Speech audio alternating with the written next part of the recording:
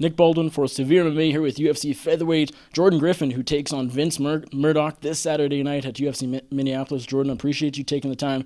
In your last fight, you made your debut, fell short in a close fight against Dan Ige in Milwaukee last December. I'm just curious, how long did it take you to sort of move on from that and not let it affect you too much? I was a little injured, but it took maybe about 2 months for my arm to heal up, and then after that, it was just getting back to the drawing board and fixing things. I So guess just mentally, I mean, losing is tough. I mean, usually, sometimes, anyways. Was it tough? I mean, Sunday morning, was it like, okay, let's move on, or? yeah, I feel like I'm the ultimate underdog. I mean, I tell a lot of people I started out, I was 1-3, I'm 17-6. So losing bothers me, but it's definitely it's an eye opener, and it's kind of like, okay, I gotta fix this and fix that, and then I get right back to it. So it wasn't too difficult to get right back in there. Almost everybody you talk to says you learn way more from a loss than a win. So Definitely, yeah. I'm just curious, is there anything specifically you were able to take away from the fight with Ige? Anything you saw that you can sort of tighten up or fix? What were the takeaways? I let go of the guillotines, and I upped my jiu-jitsu game, and I'm working with Professor Wanderlei.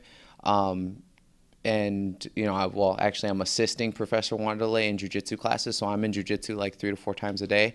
And other than that, just fitness and changing my striking up and staying a little bit more longer. So Teaching jiu-jitsu, is that something new for you, or have you been doing that for a long time? I've done it on and off, but definitely it's definitely new to me because I'm teaching under Professor Wanderlei, and he's such a high level jiu-jitsu. He's third degree black belt under Carlson Gracie Jr. out of Chicago. So I'm learning.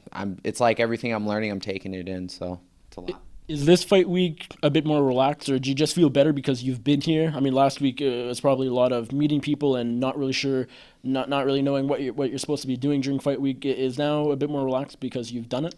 Yeah, definitely. I came in, I know what to expect, and feel a lot better. So Does that affect your performance, or?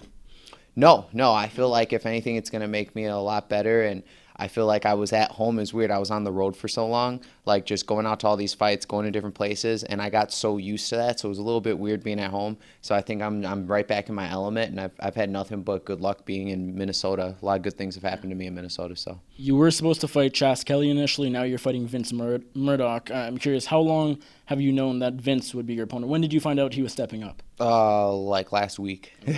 So you haven't had much time to prepare for him, personally, him specifically. Does that matter much? Do you train for specific opponents, or do you just kind of do a bunch of everything? We had a plan for Chas Skelly, and we basically, the coach was like, we're gonna keep everything the same. It's just even better because let's call it, Vince is a little bit shorter. So they said, we're just keep everything the same. Vince is a little bit shorter. This should work out for us, and I feel pretty confident going into this. What do you make of Vince as an opponent, as a fighter? He trains out of Team Alpha Male in Sacramento, California. You've been around for a little while, been active on the California local circuit. What do you make of him, and what do you see in him? He's going to be a little bit shorter than me, stocky, going to be very strong, and I'm just ready to scrap. I don't want to put too much thought into it. You have your teammate Jared Gordon also on this card. In Milwaukee, of course, nothing different. You had a lot of teammates on that card. Is it nice having someone else training at the same gym, training for for a fight on the same day? Nice. Is that nice during training camp? Nice during fight week? Yeah, definitely, and it worked out perfectly because Jared's kind of like that strong, stockier build, and then I'm a little bit taller, like Dan Moret, and that's his opponent. So, and I'm a southpaw, so we just went back and forth. We were each other's training partners for this camp, and it worked out perfectly. Your nickname is the Native Psycho. Yeah. I'm curious, where did that come from? I'm part Native American, so I'm Native American, Mexican, and African American, and my grandmother said, wherever you go, let people know you're Native American. And I was climbing the ranks in MMA and fighting for King of the Cage before this, and I was their world champion. And then basically we were fighting on all res land. So they said, we should get more into your native roots. And they said, why not Native Psycho? Let's try that out. And people seem to really like it. So Psycho, just because you're an MMA fighter? I don't know. Before that, it was it was Psycho Hammer, because I used to just like pick dudes up and just slam them on their heads, and I was real wild. And then they kind of changed it up. So I'm trying to be less wild and trying to be less wild and I don't know. So no more Hammer, just because, I mean, I guess a bit of a long nickname, and you're trying to go away from that, or? Yeah, pretty much. It's just Native Psycho now. I actually had Psycho Hammer tatted on my arm, and Ben Askren. I remember I showed him that, and he literally was like, "You're gonna regret that." And then I got it covered up a couple of years later. So I was just like, he was right. You still have the Native Psycho part of it, or is it all gone?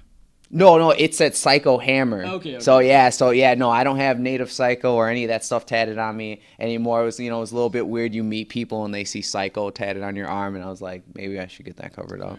You get you get your first UFC win on Saturday. You get back on track. Where do you think you sort of fall into the featherweight division? Really good division right now. 145 pounds is stacked. Where do you think you fit in?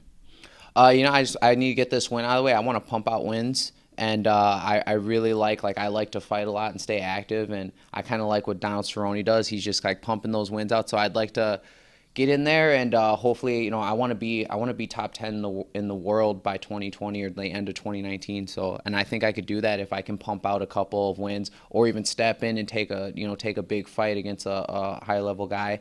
But it's definitely just about breaking the ice and getting that first UFC win, and that confidence. How do you get it done on Saturday? As always, I gotta finish. I gotta finish everybody. So whether it goes to the ground, whether we stand up, any of that, I gotta knock him out. I gotta submit him. I gotta bring the pain. So Jordan, thank you so much for the time. I appreciate it, and best of luck to you on the weekend. Awesome. Hey, thanks.